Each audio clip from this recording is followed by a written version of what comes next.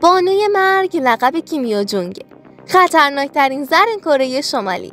این خانم با قدرتش به قدری ترسناکه که وقتی اسمشو میشنوی ناخودآگاه یادت میاد که چطور میتونه با یه لبخند سرنوشت یک کشور رو به هم بریزه. هیچ کس نمیدونه پشت این چهره آروم چه نقشه های شوم و دسیسه هایی خوابیده. فکر کن چطور میتونه آدم ها رو توی ترس و وحشت نگه داره و از هیچ چیز برای رسیدن به اهدافش دریغ نکنه. حالا میخوای بدونی این بانوی مرگ چه کارهای جنجالی دیگه ای انجام داده؟ بیا با هم وارد دنیای تاریک و مرموز کیم یو جونگ بشیم و پرده از رازهای وحشتناکش برداریم. خواهر کیم جونگ اون الان عملاً دومین نفر قدرتمند توی کره شمالیه. جالبه بدونی که اون اولین نفر از خانواده‌شه که پاشو گذاشته توی کره جنوبی، اما چیزی که همه رو شوکه کرده ظاهر لاغر و چشای تو خالیشه که نشون میده حسابی به مواد مخدر وابسته بوده. خیلیا از جمله کارشناس کره شمالی و چند تا پزشک کره جنوبی بعد از سفرهای 2018 کیم یو جونگ به کره جنوبی به این موضوع اشاره کردن که اونا میگن چشاش دقیقاً شبیه آدماییه که معتادن. به همین خاطر هم هست که خیلی لاغره. برخلاف برادرش کیم جون اون که ظاهراً عشق خوردن و اضافه وزن داره، اما این فقط یه بخش کوچیکی از رازهای عجیب کیم یو جونگه که امروز میخوام درباره‌اش صحبت کنم. کیم یو جونگ سال 1987 تو پیونگیانگ به دنیا اومده و فقط 3 سالش بوده که همراه برادرش کیم جون اون فرستاده شده سوئیس تا درس بخونه. اما اینجا قضیه جالب میشه. دلیل اینکه فرستاده شدن سوئیس این نبود که کره شمالی امکانات آموزش نداشت، بلکه پدرشون کیم جون ایل یه نقشه خاص داشت. اونا رو فرستاد اونجا تا از دست همسر اولش در امان باشن، چون کیم یو جونگ و کیم جون اون از زن دیگه ای بودن. زن اول کیم جون ایل سعی داشت این رابطه رو مخفی نگه داره و هر لحظه ممکن بود بچه‌ها رو هدف قرار بده. حتی بی‌رحم‌ترین رهبر دنیا هم انگار از خشم یه همسر در امان نیست. قبل از اینکه ادامه ماجرا رو بگم لطفاً همین الان دکمه لایک رو بزن تا انرژی بگیرم. بعد از اینکه همسر کیم جون ایل تو سال 2004 فوت کرد، ماجرا برای بچه‌هاش عوض شد. تحصیل کیم جون اون و کیم یو جونگ قطع شد و سری برشون گردوندن کره شمالی. انگار بالاخره کیم جون ایل تونست با خیال راحت به روابط پنهانی بپردازه. اونم کسی که همیشه به این روابط معروف بوده. راحتی کارش هم تا جایی بود که بچه‌هاشو برگردون کشورت. پسرش کیم جون اون هم کم نذاشته این سنت و با جوخه‌های لذت معروفش ادامه داد. حالا برگردیم سراغ کیم یو جونگ. برعکس برادرش هیچ مدرکی از دوستای قدیمیش تو سوئیس در دسترس نیست که نشون بده روابط اجتماعی داشته یا اصلا کسی تو زندگیش بوده. این یعنی احتمالاً شخصیت خیلی گوشه‌گیری داشته یا کلاً دایره اجتماعیشون قد جالب نبوده که توجه کسی رو جلب کنه. با اینکه چند سال توی کشور غربی زندگی کرده که تفکر انتقادی و آزادی‌های بیشتری داره، اما جالبه که نه تنها این چیزا رو یاد نگرفته، بلکه بیشتر از قبل به رژیم برادرش وفادار مونده. تفکرش کاملا نظامیه. نیازهای ارتش و حکومت رو به نیازهای مردم ترجیح میده، حتی اگه مردم به خاطر این سالها گرسنگی بکشن. برای کیم یو جونگ مردم کره شمالی بیشتر از چند نخ سیگار نمیارزن.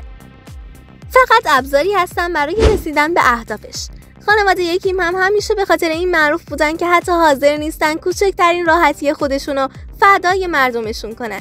مثلا تو بدترین قحطی تاریخ کره شمالی تو دهه 90 کیم جونگ ایل داشت منابع کشور رو خرج ساخت یه هتل بزرگ به نام ایلیو کیونگ میکرد، در حالی که مردمش از گرسنگی تلف میشدن. داستان این خانواده همیشه پر از تناقض و تراژدیه. ولی همونطور که گفتم کیم یو جونگ با اینکه زن به نظر مهربون و دلنشینی میاد، اصلا از برادرش کمتر نیست.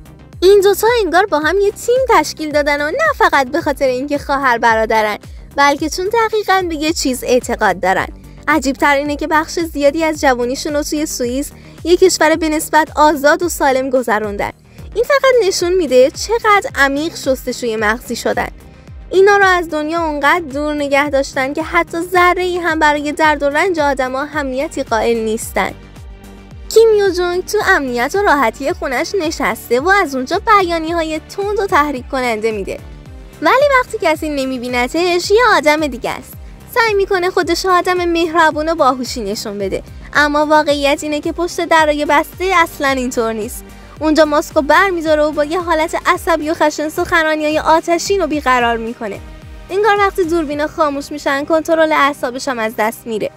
جالبه بدونید اینا رو برای رهبری انتخاب کردن فقط به این دلیل که تا ته خط به اون طرز فکر وفادار موندن.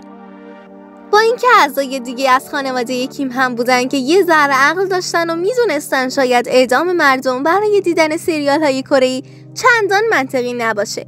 مثلا برادر دیگه‌شون کیم جون نام وقتی انتقاد کرد رژیم اونو تبعیض کرد و بعد همچنان از حکومت و خانواده‌اش بد میگفت ترورش کردن. احتمالاً کیم یو جونگ هم یاد گرفته هر کسی از نظام جدا بشه دیگه واسهشون شیطانه و فقط کره شمالیه که همیشه حق داره. واسه همینم خیلی راحت میتونه با بقیه مثل یه آدم بیرحم برخورد کنه تا به اهدافش برسه. انگار از همون اول به بیرحمی عادت داشته. وقتی کیم یو جونگ از سوئیس برگشت یکی از کارهایی که بهش سپردن مدیریت بخش تبلیغات دولتی بود. یعنی باید کاری میکرد که رژیم خیلی خوب و جذاب به نظر بیاد. ولی راستش اگه این کار دست اون بوده باید بگم که بهترین عملکرد ممکن رو داشته. فقط کافیه یه نگاهی به تبلیغات عجیب و غریب کره شمالی بندازیم. یکی از خنده‌دارترین و غیر واقعی ترین چیزاییه که به عمرت دیدی. از طرف دیگه کیم یو جونگ مشاور برادرش هم بوده. یکی از استراتژیک ترین پیشنهاداتش هم این بوده که کیم جون اون با بازیکنان بسکتبال آمریکایی دوست بشه. بعدش هم تو سال 2018 تصمیم گرفت دیپلمات بشه و روابط بین‌المللی کشورش رو بهبود بده. ولی خب همونطور که حدس میزنی تو این زمینه هم افتضاح بوده. چون بعد از یه تعامل مثبت بلافاصله شروع میکنه به حمله کردن و حرفای زشت زدن. راستش این زن هر جا که رفته خرابکاری به بار آورده. متاسفانه باید بگم که کیم یو جونگ معروفه به اینکه با عصبانیت‌های بی کنترلش هر پیشرفتی که میکنن رو خراب میکنه. انگار پرخاشگری و حرفای تند و تیز گفتن جزئی از شخصیتشه. البته از طرفی هم همیشه کسایی هستن که دوست دارن با کسی که انگشتای نازکشو روی دکمه بزرگ و قرمز و چاق میکشه رفیق بشن. معروفترین نمونه این دیپلماسی سال 2018 بود که یهو رفت کره جنوبی برای بازی المپیک زمستونی. اونجا با رئیس جمهور کره جنوبی من جاین و حتی معاون رئیس جمهور آمریکا مایک پنس دیدار کرد. اما واقعیت اینه که این فقط یه تاکتیک از طرف کره شمالی بود. راستش هر دو کشور هنوزم میخوان همدیگر رو نابود کنن. تنش ها همچنان بالاست ولی توی مجامع عمومی باید یکم جست مؤدبانه بگیرن چون هیچ سیاستمداری نمیتونه توی جلسه رسمی به طرف مقابل بی احترامی کنه. سفر کیم یو جونگ به کره جنوبی واقعا یه اتفاق مهم بود. چون برای اولین بار از زمان جنگ کره دقیقاً 69 سال پیش کسی از خانواده کیم ها پا توی اون کشور گذاشت. این سفر حسابی سر و صدا کرد و همه گفتن شاید کره شمالی میخواد رابطه‌شو بهتر کنه و حتی تحریم‌های تجاری که به خاطر آزمایش‌های موشکی گرفته بود یه ذره سبک‌تر بشه. روز بعدش کیم جون اون یه نامه دست‌نویس داد به رئیس جمهور کره جنوبی و ازش دعوت کرد که بیاد پیونگیانگ. خب رئیس جمهور هم دعوتش رو قبول کرد. درسته که این حرکت شبیه یه قدم مثبت دیپلماتیک بود اما نباید یادمون بره که داریم درباره یک کشوری حرف میزنیم که سابقه کلی دردسر و مشکل داره. پس باید با احتیاط بهش نگاه کرد. از اون طرف یه نکته بامزه‌اش اینه که یه سری کارشناسا که دقیق به سفر کیم جون اون نگاه میکردن اعلام کردن که به نظر میرسه اون تحت تاثیر مواد بوده. خیلی جالبه نه؟ این نشونه ای از همون سبک زندگی عجیب و غریب و بی قید و بند خانواده کیمه که همونم باعث شده سلامت کیم جون اون بدتر بشه. اگه همینطوری ادامه بده ممکنه عواقب خیلی بدی براش داشته باشه. عجیبش اینه که هر وقت به نظر میرسه که دارن عادی رفتار میکنن و دارن پیشرفت میکنن یهو با یه انفجار یا اظهار نظر جنجالی همه چیزو خراب میکنن. درست مثل سال 2023 وقتی که رئیس جمهور کره جنوبی پیشنهاد داد که به کره شمالی کمک کنن به شرط اینکه اونا هم یکم از آزمایش‌های موشکیشون رو کم کنن. ولی کیم جون اون جواب داد دهنشو ببنده و هیچ چیز از کارهایی که انجام میده نمیفهمه. حتی اضافه کرد این حرفا توهین به کشورشون حساب میشه. به نظر میرسه واقعا از تازه واردا خوشش نمیاد. خب اونا یه رژیم ضد دموکراتیکن و احتمالاً براشون خیلی سخت و خسته کننده است که بخوان با هر رئیس جمهور جدیدی که میاد دوست بشن. شاید به همین دلیل که از چین و روسیه خیلی تشکر میکنن و ازشون حمایت میکنن. نظرت در مورد خواهر کیم جون اون چیه؟ تو کامنت ها برام بنویس. اگه ویدیو رو دوست داشتی با لایک و سابسکرایب ازمون حمایت کن.